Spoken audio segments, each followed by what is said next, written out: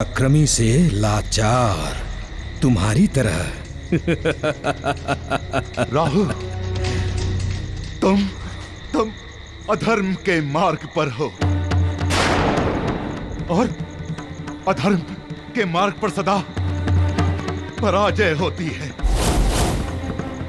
तुम्हारी भी पराजय होगी, पराजय होगी। तुम्हें तुम्हारी करनी का दंड निश्चय मिलेगा, निश्चय। कौन देगा दंड मुझे? तुम या तुम्हारा वो कुपुत्र मारुति? हाँ?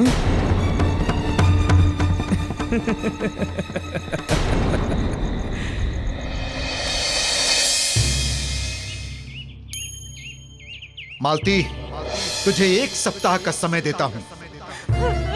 या तो मेरा ऋण चुका दे या फिर अपनी पुत्री का विवाह मुझसे कर दे। मेरी बात ध्यान से सुन लो। या तो स्वेच्छा पूर्वक विवाह कर दो या फिर बलपूर्वक ब्याह करके ले जाऊंगा इसे।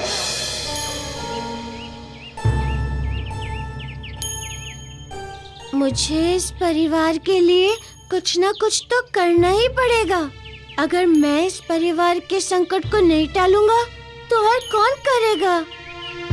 मैं इस परिवार का धर्म पुत्र जो हूँ एवं धर्म का भाई जो हूँ, किंतु मैं इनकी सहायता कैसे करूँ? धर्म के अनुसार ये कुंडल उसी के पास होने चाहिए जो इन कुंडलों की रक्षा कर सके और इन कुंडलों की शक्ति से समाज का हित कर सके, दीन दुखियों का कल्याण कर सके। और तुम इस पूरे संसार में इन दिव्य कुंडलों को धारण करने हेतु सबसे योग्य और उपयुक्त हो। मैं इन कुंडलों की सहायता लूंगा। उन तपस्विनी स्त्री ने कहा था कि आपातकाल अथवा अति आवश्यकता पड़ने पर इनकी सहायता लेना।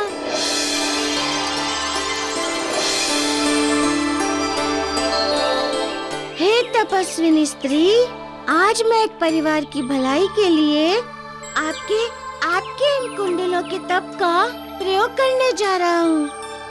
हे कुंडलों, मुझे इतना धन दो कि मैं इस वृद्धा के समस्त ऋण चुका दूं।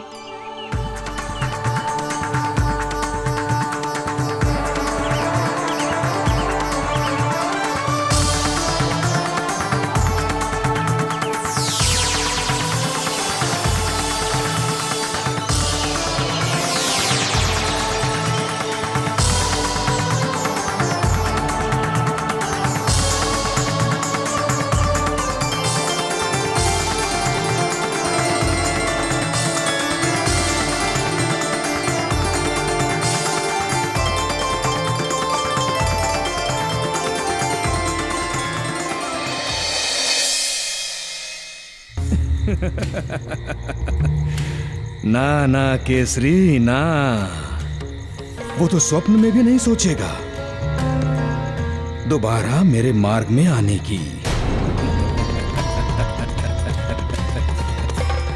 राहु, तुम मेरे पुत्र मारुति को नहीं जानते। जिस दिन तुम्हारी करनी का, तुम्हारे छल का पता उसे चलेगा, उस दिन वो तुम्हें ऐसा दंड देगा कि तुम अपना परिचय भूल जाओगे और उसके दंड के भय से तुम भागते छिपते फिरोगे।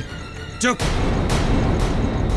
केसरी, अकड़ मत, नहीं तो तेरे दंड का अंत बहुत भयावह होगा। सैनिकों, इसे बांध कर अंजन प्रदेश के बाहर ले चलो।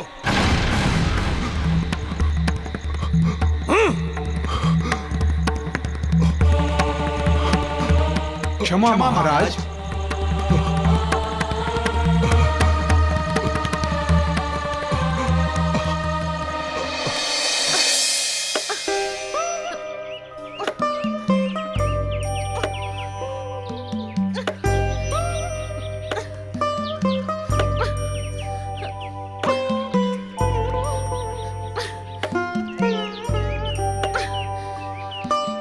क्या बात है माँ? तू कब से बिना खाए पिए केवल लकड़ियाँ चीरती जा रही है और मैंने अनुभव किया है कि कल रात तुम सोई भी नहीं थी। क्या समस्या है माँ? मैंने निर्णय कर लिया है किस बात का? झड़की का विवाह उस साहूकार से कराने का।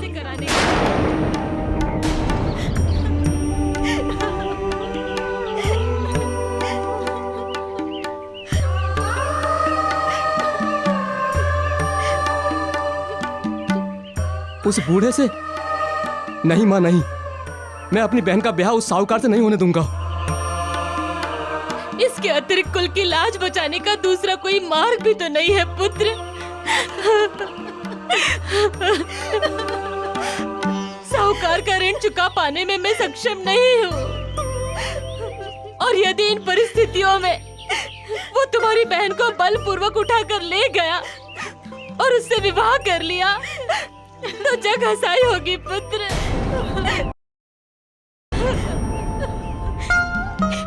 इससे बचने का मात्र यही उपाय है।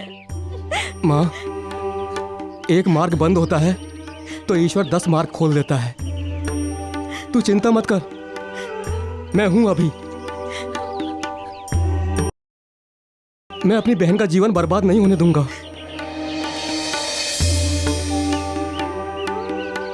मेरी बहन, तू चिंता मत कर, अभी तेरा ये भाई जीवित है। राजकुमार ढूंढ कर लाएगा तेरे लिए तेरा भाई। कहां से लाएगा तू पुत्र? क्या करेगा? और तू तो इस लायक भी नहीं है।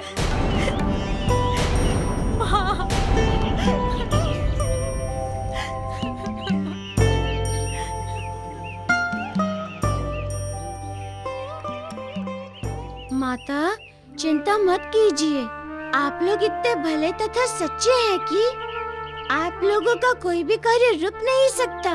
सब पूर्ण होगा, कभी कुशलता पूर्वक, कभी कुशलता पूर्वक। ये लीजिए माता धन, और जाकर उस साहूकार का ऋण चुका दीजिए। लेकर आओ, और यदि स्वयं न चला जाए तो घसीट कर लाओ। हमें दूसरे राज्य पहुंचना है, शीघ्र आओ।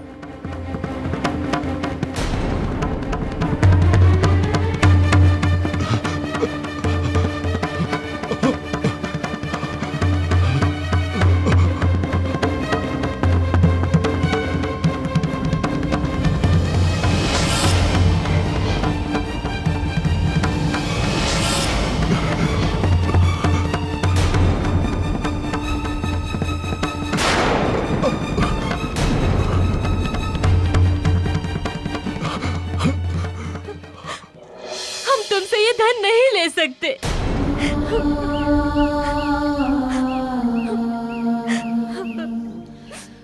ऐसा न कहिए माता, आपने मुझे पुत्र कहा है,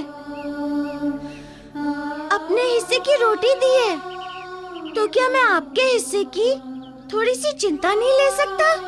और फिर जो भी कर रहा हूँ अपनी बहन के लिए ही तो कर रहा हूँ, ताकि वो सुखी रहे। एक भाई अपनी बहन का कैसे बेमेल विवाह होते हुए देख सकता है?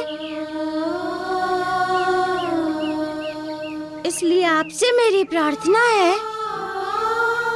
इस धन को स्वीकार कर लीजिए, इस ऋण को चुका दीजिए। माता, मुझे वही साध सकता है जो स्वयं तो योग्य हो ही, साथ ही साथ उसमें किसी अयोग्य असमर्थ को योग्य एवं समर्थवान बनाने की क्षमता भी हो। मुझे आज्ञा दे कि मैं अपनी कठिनतम परीक्षा को उनके समक्ष प्रस्तुत कर सकूं। आज्ञा है। बात केवल धन की नहीं है पुत्र, अयोग्यता की है, अक्षमता की है। आज ये धन मैं तुमसे ले भी लूंगी, उस साहूकार का जाकर ऋण भी चुका दूंगी, पर कल किससे लूंगी? कल कौन देगा पुत्र?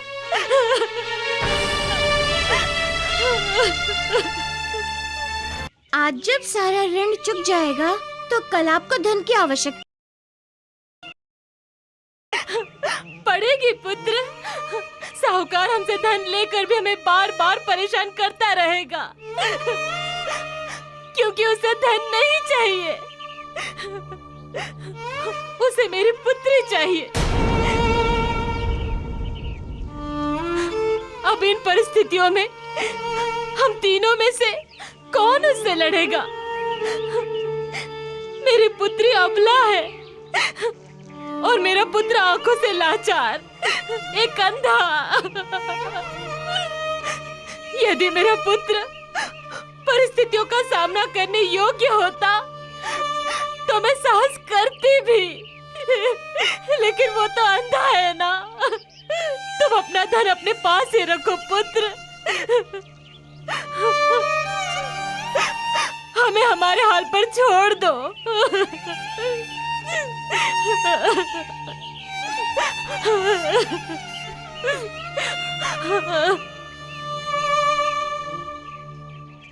नहीं माता, मैं आपको इस हाल में नहीं छोड़ सकता, क्योंकि मैंने आपको माँ कहकर संबोधित किया है।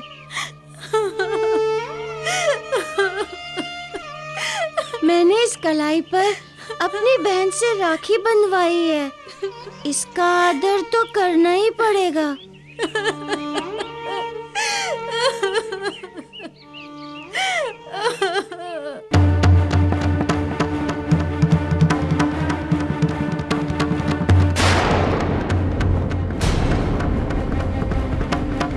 सैनिकों, इस मार्ग से चलेंगे तो शीघ्रता से पहुंचेंगे। चलो।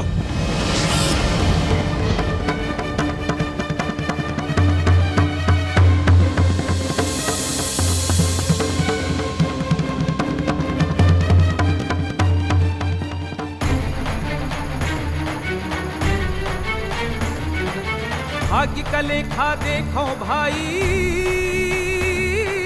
अपनी ही अखियां धोखा खाई। राहु भाग्य का ऐसा पलटे, सामने वस्तु पर ही ना सूझे। ऐसे अंजना केसरी दूनऊ, आमने सामने जैसे आवे। राहु अपन शक्ति दिखावे, दूनों का दुई राह दिखावे। ओ दूनों का दुई राह दिखावे, दूनों का दुई राह दिखावे।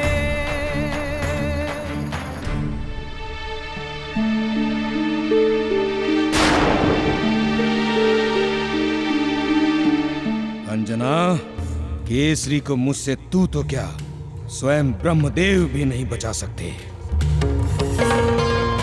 क्योंकि ये पकड़ राहु की है, राहु की, जो तेज में सूर्य को ग्रसने की शक्ति रखता है।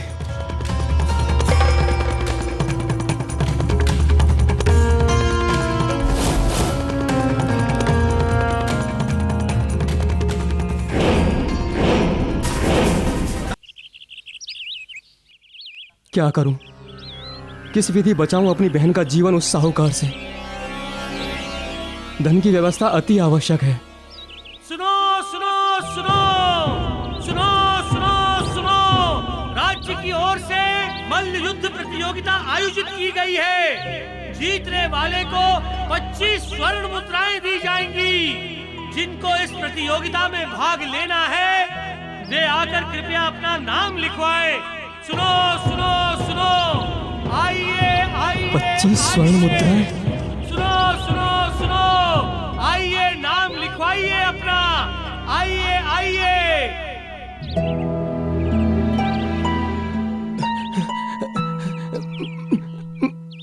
भैया वो मुझे भाग, वो भैया मेरा भी नाम लिखिए मल्ल युद्ध प्रतियोगिता में। मदन, क्या तुम भी कुश्ती लड़ोगे? मैं लड़ूंगा। अरे पहलवानों देखो, युद्ध में भाग लेगा।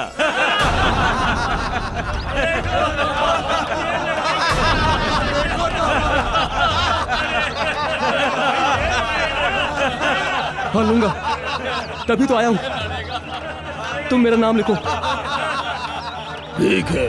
प्रतियोगिता के लिए तुम्हारा नाम तो लिख लेंगे, परंतु उससे पूर्व तुम्हें मुझसे युद्ध करके अपने युद्ध कौशल की परीक्षा देनी होगी। हाँ, तैयार हूँ।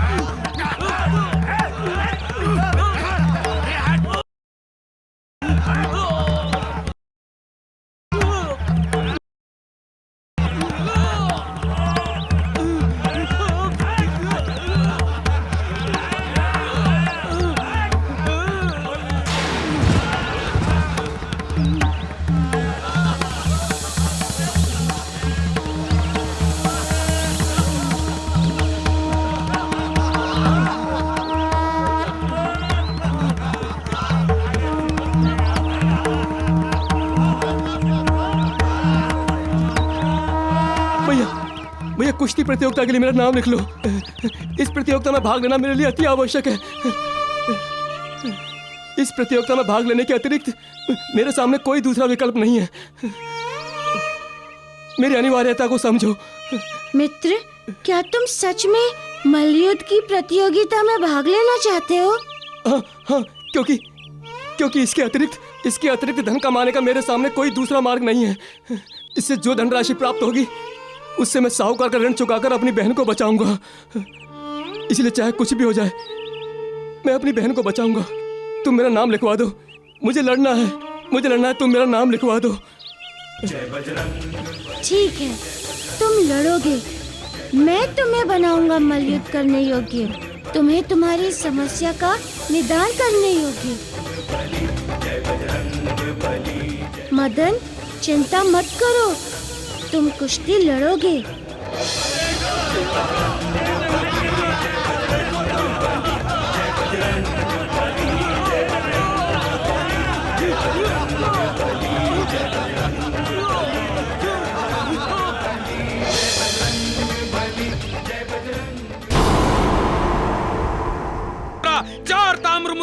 चार मुद्रा हो गया भैया, और मूल्य बढ़ाओ, बढ़ाइए। 5 ताम्र मुद्रा। 5 ताम्र मुद्रा।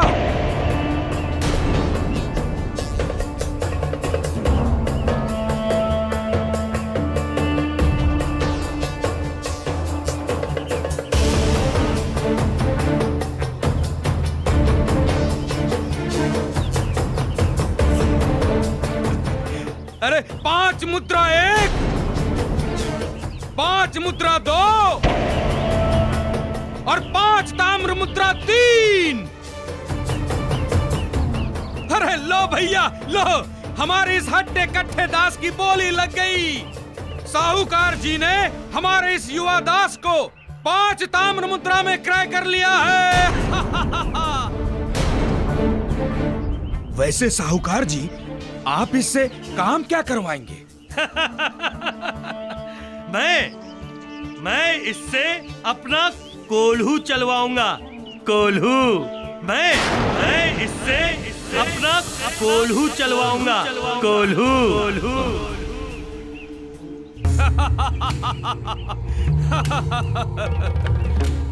देखा केसरी, मैंने तुझे एक राजा से कोल्हू का बैल बना दिया।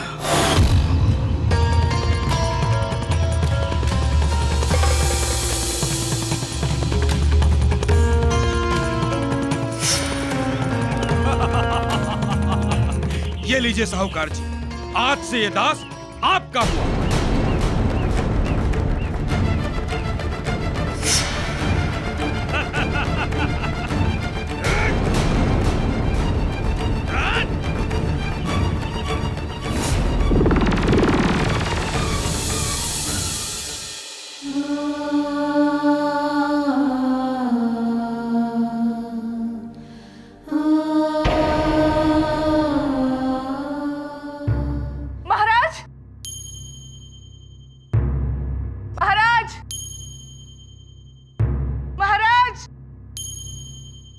आप बिना अनुमति महल में प्रवेश नहीं कर सकती।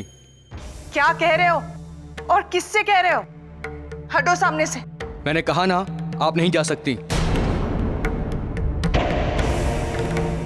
कैसी बात कर रहे हो? सुध में तो हो, ये महल हमारा है। मैं यहाँ की महारानी हूँ। ना मुझे अंदर जाने के लिए किसी की अनुमति की आवश्यकता है और ना मुझे रोकने का किसी का साहस। हटो सामने से। क्षमा करें, अब ना तो आप यहाँ की महारानी हैं एवं ना ही केसरी यहाँ के महाराज। क्षमा करें, अब ना तो आप यहाँ की महारानी हैं एवं ना ही केसरी यहाँ के महाराज। जिसके पास राज मुद्रिका एवं राज कुंजी होती है वही महाराज होता है। कहना क्या चाहते हो तुम? अब देवी माया यहाँ की महारानी है। अब देवी माया यहाँ की महारानी है। क्या? आने दो।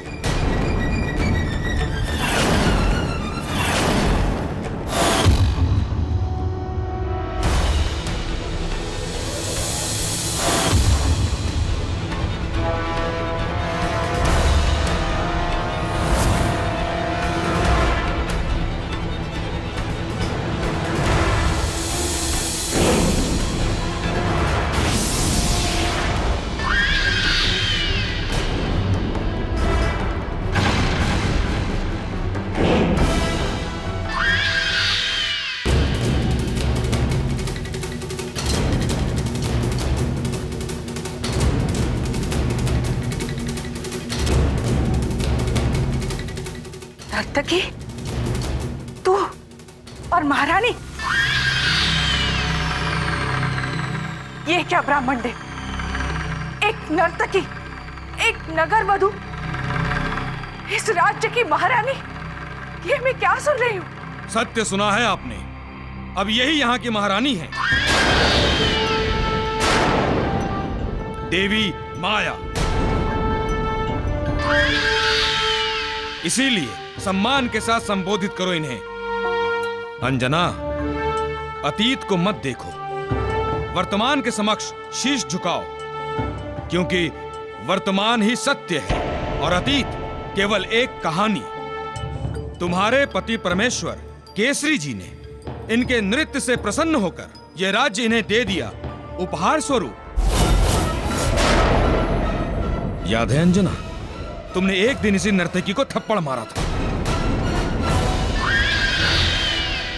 परंतु देखो भाग्य का खेल, आज वही नर्तकी इस राज्य की महारानी है, और जो इस राज्य की महारानी थी वो दासी से भी गई बीती हो गई।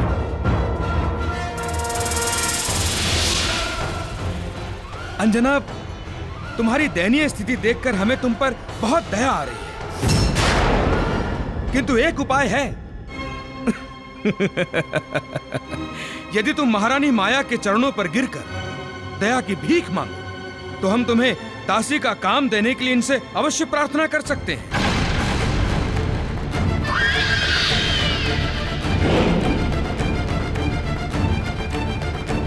दया की भिक्षा तो अब तुम मांगोगे। नीच निकृष्ट ब्राह्मण देव, और ये नर्तकी मांगेगी, क्योंकि अब मैं आ गई हूं, इस राज्य की महारानी अंजना। ग्लानि तो केवल मुझे इस बात की है कि मैंने उस दिन एक महारानी की शालीनता की सीमा को क्यों नहीं लांघा। एक थप्पड़ ही क्यों मारा केवल मैंने इसे। घोड़े बरसाकर त्वचा क्यों नहीं खींची। बस अंजना, बस विराम दो अपनी जिह्वा को। सैनिकों, इन्हें भी इस राज्य से धक्के मारकर बाहर निकाल दो, जिस प्रकार केसरी को बाहर निकाला था। ले जाओ इन्हें। बस वहीं रुक जाओ। अभी तक तुम्हारे सैनिकों में इतना साहस नहीं है कि वो मुझे छू सके। इस समय तो मैं जा रही हूं, किंतु मैं लौट कर आऊंगी तुम्हें तुम्हारे किए का दंड देने के लिए। इस बात को याद रखना।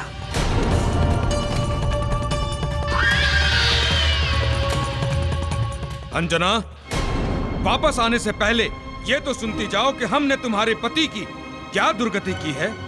वो बलशाली जिसके बल पर तुम वापस आने को कह रही हो, उसे हमने कौड़ियों के मोल बिकने योग्य नहीं छोड़ा, समझी?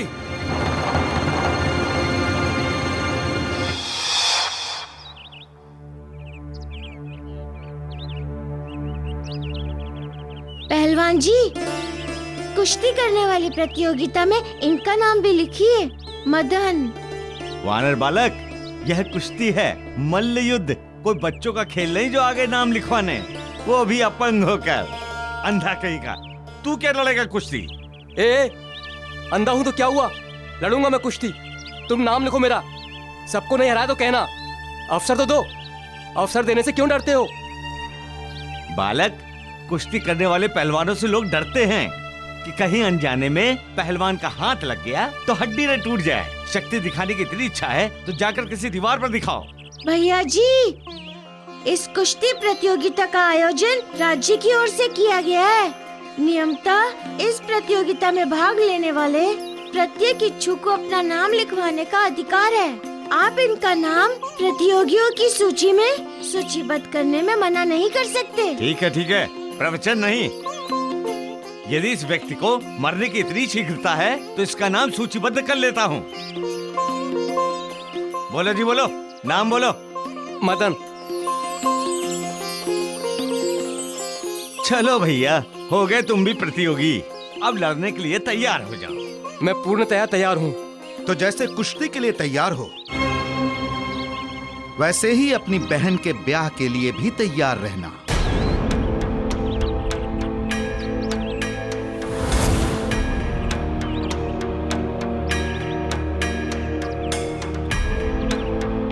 साहूकार जी, सबकी अपनी अपनी प्रतिष्ठा होती है, कोई छोटा नहीं होता। यदि पर्वत अपने स्थान पर विशाल है, महत्वपूर्ण है, तो छोटी सी छोटी राय भी अपने स्थान पर लोगों के रसोई घरों में विशाल है।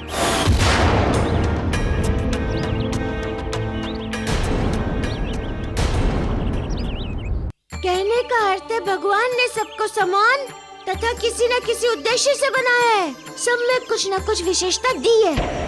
किसी को दम की शक्ति तो किसी को धन की शक्ति, किसी में मन की शक्ति दी है तो किसी को बुद्धि की।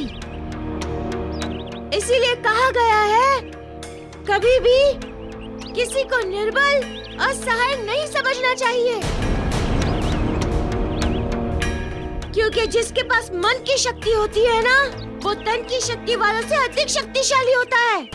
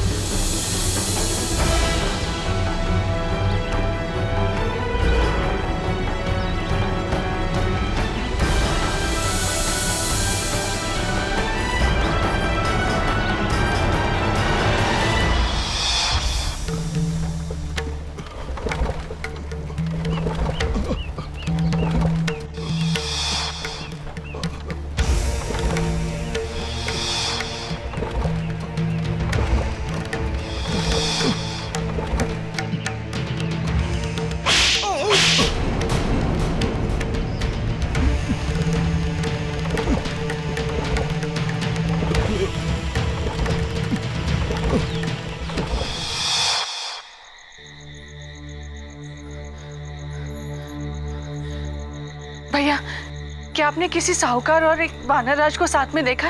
नहीं बहन, हमने नहीं देखा। भैया, क्या आपने किसी साहूकार और एक वानर राज को साथ में देखा? नहीं बहन, नहीं देखा है।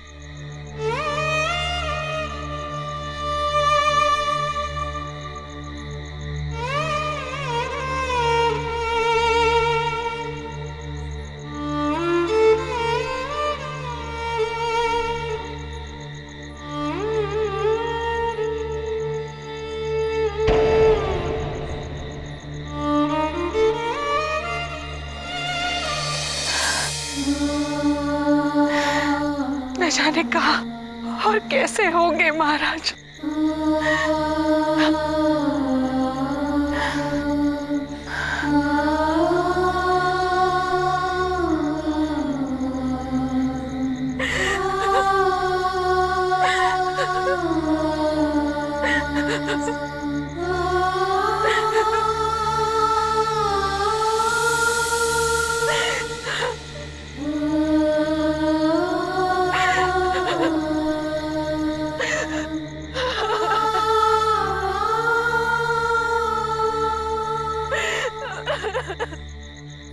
क्या हुआ बहन, क्यों रो रही हो तुम?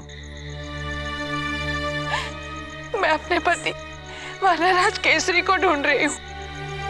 एक ब्राह्मण ने उन्हें बेच दिया, किंतु कहाँ बेचा ये पता नहीं लगा पा रही हूँ। 5 ताम्र मुद्रा। हमारे इस हट्टे कट्ठे दास की बोली लग गई। वैसे साहूकार जी, आप इससे काम क्या करवाएंगे? मैं इससे अपना कोल्हू चलवाऊंगा। कोल्हू। तो क्या वो वानरराज केसरी थे? कौन? वही जिन्हें एक ब्राह्मण ने आज प्रातः काल इसी चौक पर बेच दिया था।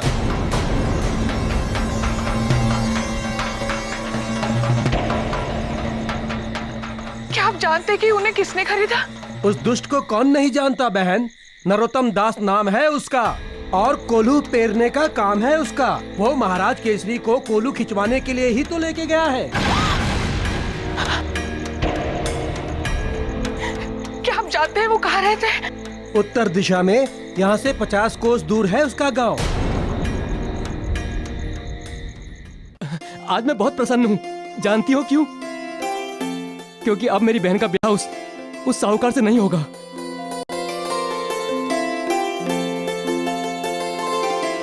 कैसे नहीं होगा विवाह?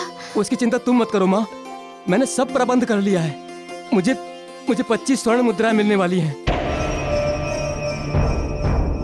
उससे हम साहूकार का ऋण चुका देंगे माँ। कहाँ से प्राप्त होगा तुझे इतना धन पुत्र? मैंने कुश्ती प्रतियोगिता में भाग लिया है माँ। जीतने पर वो धन मुझे मिल जाएगा माँ।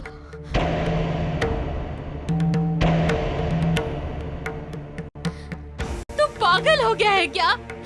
तो जैसे लोगों के लिए होती है कुश्ती प्रतियोगिता भला? चिंता मत करो माँ, देख लेना ये प्रतियोगिता मैं ही जीतूंगा। कैसे जीतेगा तू पुत्र? तूने अपने संपूर्ण जीवन काल में कभी कुश्ती देखी है? कुश्ती के दांव पे जानता है तू कि कुश्ती लड़ेगा? प्रतियोगिता 1 सप्ताह बाद है माँ, तब तक मैं अभ्यास करूंगा माँ। अभ्यास इतना आसान नहीं है पुत्र, इसमें प्राण का संकट है। तो त्याग दे ये कुश्ती का विचार। हाँ भैया, तुम मेरे लिए अपने प्राण दांव पे मत लगाओ। भगवान न करे यदि तुम्हें कुछ हो गया तो मैं स्वयं को जीवन भर क्षमा नहीं कर पाऊंगी। मुझे कुछ नहीं होगा, निश्चिंत रहो। हट मत कर पुत्र, निर्धनता के कारण मैं अपनी पुत्री को तो गवा ही रही हूँ। अब यदि इस कुश्ती के कारण मैं तुझसे भी हाथ धो बैठी तो मैं तो जीते जी मर जाऊंगी।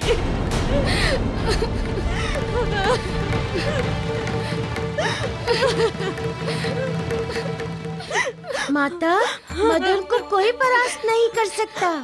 इसके पास आंखें नहीं है तो क्या हुआ? केवल देखने की ही शक्ति नहीं है ना, किंतु मन की शक्ति तो है ना इनके पास।